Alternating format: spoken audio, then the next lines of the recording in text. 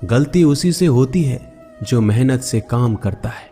निकम्मों की जिंदगी तो दूसरों की बुराई खोजने में खत्म हो जाती है। इज्जत इंसान की नहीं होती है, जरूरत की होती है।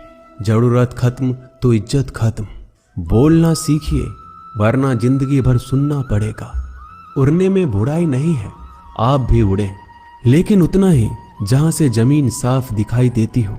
सिर्फ वो लोग आपकी परवाह करते हैं जो आपको तब भी सुन सकते हैं जब आप चुप होते हैं। चिंता उतना ही करिए जितने में काम हो जाए, उतना नहीं कि जिंदगी ही तमाम हो जाए। आप अपने शब्दों को चाहे जितनी भी समझदारी से बोलिए, लेकिन सुनने वाला अपनी योग्यता और अपने मन के विचारों के अनुसार उसका मतलब निकालता है। यकीन करो, जो तुम्हें भूल चुका है वो भी याद करेगा, बस उसके मतलब के दिन आने दो। कहानी जिंदगी की यही है कि इसमें मनचाहा किरदार नहीं मिलता। जिंदगी तो अपने दम पर ही जी जाती है। दूसरों के कंधों पे तो सिर्फ जनाजे उठाए जाते हैं। आपकी मुस्कान आपके चेहरे पे भगवान के हस्ताक्षर हैं। उसे अपने आंसुओं से धुल लें या क्रोध से मिटने ना दें। कोई भी व्यक्ति हमारा मित्र या शत्रु बनकर संसार में नहीं आता। हमारा व्यवहार और शब्द ही लोगों को मित्र और शत्रु बनाता है। जो व्यक्ति हर वक्त दुख का रोना रोता है, उसके द्वार पर खड़ा सुख बाहर से ही लौट जाता है। जिसके पास उम्मीद और आस है, वो जिंदगी के हर इम्तिहान में पास है। हर कोई अपना नहीं होता और यही सच है। कितने अजीब हैं ये जमाने के लोग। खिलौना छोड़कर जज्बातों से खेलते हैं। महान दिमाग विचारों की चर्चा करता है, औसत दिमाग घटनाओं की चर्चा करता है और छोटा दिमाग लोगों की चर्चा करता है। अहंकार ना पालिए जनाब, वक्त के समंदर में कई सिकंदर डूब गए। इन 5 जगहों पर हमेशा चुप रहना सीखिए। पहला, जहां आपके शब्दों की कोई कीमत नहीं। दूसरा, जहां बोलने के बाद आपको पश्चाताप ना करना पड़े। तीसरा, अगर आपके बोलने से किसी का दिल दुखता हो। चौथा, अगर आप गुस्से में हो, क्योंकि इंसान गुस्से में बिना कुछ सोचे समझे कुछ भी बोल देता है। और पांचवा, जहां आपको समझदारी से कोई सुनने वाला ना हो। किसी का कष्ट देखकर अगर तुम्हें भी कष्ट होता है तो समझ लेना तुम्हारी आत्मा में परमात्मा विराजमान है। सिर्फ सुकून ढूंढिए, जरूरतें कभी भी पूरी नहीं होती। जिंदगी में सारा झगड़ा ख्वाहिशों का है। ना तो किसी को गम चाहिए, ना किसी को कम चाहिए। जिसके इरादे हमेशा साफ होते हैं, कई बार लोग उसी के खिलाफ होते हैं। जो तुमसे तंग आ जाए उसे छोड़ दो, क्योंकि बोझ बन जाने से याद बनना बेहतर है। झूठ की खरीदारी ज्यादा दिन तक नहीं टिकती। सच एक ही सही अंत तक साथ देता है। किसी इंसान के आज को देखकर उसके भविष्य का मजाक मत उड़ाओ, क्योंकि समय में इतनी शक्ति है कि वो कोयले को भी धीरे धीरे हीरे में बदल देता है। समय जब फैसला करता है तो गवाहों की जरूरत नहीं पड़ती। इंसान का काम तमाम करने वाला शब्द है। कल करूँगा, ना तो अधिक बोलना अच्छा है, ना ही जरूरत से ज़्यादा चुप रहना। जैसे बहुत अधिक वर्षा होना भी अच्छी बात नहीं है और बहुत अधिक धूप भी अच्छी नहीं होती। विचार कीजिए, हमारा जन्म हमारी मर्जी से नहीं होता, ना हमारा मरण हमारी मर्जी से होता है।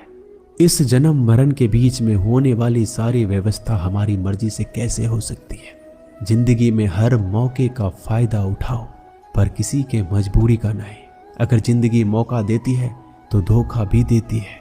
जिंदगी की सबसे अच्छी दवा है जिम्मेदारी। एक बार पी लीजिए साहब, जिंदगी भर थकने नहीं देगी। जीवन में प्रयास सदैव कीजिए। लक्ष्य मिले या अनुभव, दोनों ही अमूल्य है। जिंदगी में तकलीफें तो हवा के झोंकों सी होती है, जो आती है और चली जाती है, पर ये जब जब आती है तो सभी के नकाब उतार कर जाती है। जो आपने सोचा है जरूरी नहीं कि वो मिल जाए, मगर जो भगवान ने सोचा है वो आपको जरूर मिलेगा। इंसान कर्म करने में अपनी मनमानी कर सकता है, मगर फल भोगने में अपना वो होता है जिसके साथ बातें खुलकर की जा सके, ना कि संभल कर। मनुष्य अहंकार और गलतफहमी के कारण महत्वपूर्ण चीजों से दूर रहता है। गलतफहमियां सच नहीं बताती और अहंकार सत्य को देखने नहीं देता। अगर आपके साथ जिंदगी खेल रही है तो आप निश्चित ही एक बेहतरीन खिलाड़ी होंगे। जिंदगी का काम है ठोकर मारना, बिखरना है या निखरना है ये तो आप पर निर्भर करता है। आज तुम्हारे जीवन में कितनी मुसीबतें हैं, इससे कोई फर्क नहीं पड़ता। फर्क पड़ता है तो बस इस बात से कि तुम उसका सामना कैसे करते हो। मनुष्य को इस संसार में जो भी मिला है उसमें उसको खुश रहना चाहिए। जो नहीं मिला है उसके लिए दुख नहीं मनाना चाहिए। इंसान ने जितना उसके लिए सोचा है, भगवान ने उसके लिए उससे ज्यादा सोच कर रखा है। इसलिए कभी भी किसी चीज के बारे में चिंता मत करो। प्रभु श्री राम ने घर में विरोध सहा है, कान्हा ने भी समाज में बहुत सहा है, और यह आपके साथ भी होगा। पर अगर इससे आप ऊपर उठोगे तो ही कुछ नाम बनेगा। दूसरों पर निर्भर रहने वाले लोग कभी खुश नहीं रह पाते। इसलिए इस लायक बनिए कि आपकी इच्छाओं का आप स्वयं पूरा कर सके। एक गांव में आग लग गई। आग बढ़ती जा रही थी। गांव वाले अपनी जान बचाने हेतु इधर उधर भाग रहे थे। एक चिड़िया ने इस दृश्य को देखा और अपनी चोंच में पानी भरकर आग बुझाने का प्रयास करने लगा। वो बार बार अपनी चोंच में पानी लाती और आग पर डालती। जब गांव वाले ने चिड़िया को आग पर पानी डालते देखा तो उनमें भी जोश आ गया और बोला, अगर ये चिड़िया प्रयास कर रही है तो हम क्यों नहीं कर सकते। सबने प्रयास किया और आग बुझ गई। ये सब एक कौवा देख रहा था। उसने चिड़िया से कहा कि तेरे पानी डालने से कुछ होना तो था नहीं, फिर ये क्यों कर रही थी। चिड़िया ने कहा, मेरे पानी डालने से कुछ हुआ ये नहीं हुआ, लेकिन मुझे गर्व है कि जब इस आग की बात होगी तो मेरी गिनती आग बुझाने वालों में होगी, तेरी तरह तमाशा देखने वालों में नहीं। एक बार एक किसान अपने खेत में काम कर रहा था। खेत में काम करते करते किसान की घड़ी खो गई। कुछ साल पहले ये घड़ी किसान को उसके पिताजी ने दी थी, इसलिए वो घड़ी उस किसान के लिए बहुत कीमती थी। अब किसान सब काम छोड़कर घड़ी ढूंढने लगा, लेकिन बहुत देर होने के बाद भी वो घड़ी नहीं मिली। तभी किसान ने पास में खेल रहे बच्चों को बुलाया और उनसे कहा, बच्चों, इस खेत में मेरी घड़ी गुम गई है। मैं बहुत देर से घड़ी ढूंढ रहा हूँ। तुम में से जो मेरी घड़ी ढूंढने में मदद करेगा मैं उसे एक इनाम दूंगा। इनाम के उत्साह में सब बच्चे उस घड़ी को ढूंढने में लग गए, लेकिन इतने बड़े खेत में छोटी सी घड़ी ढूंढना बहुत ही मुश्किल काम था। कुछ घंटों बाद सब बच्चे जाने लगे। किसान ने भी अपनी उम्मीद छोड़ दी। वो भी घर जाने की तैयारी कर रहा था। आखिर में एक बच्चा किसान के पास आया और बड़े शान से कहा कि सब बच्चे चले गए, बस मुझे थोड़ी देर और घड़ी ढूंढने दीजिए। किसान ने कहा, ठीक है, मैं कुछ देर बाद आता हूँ, तुम देखो जब तक घड़ी मिलती है या नहीं। किसान जब 20 मिनट बाद आया तब बच्चे के हाथ में घड़ी थी।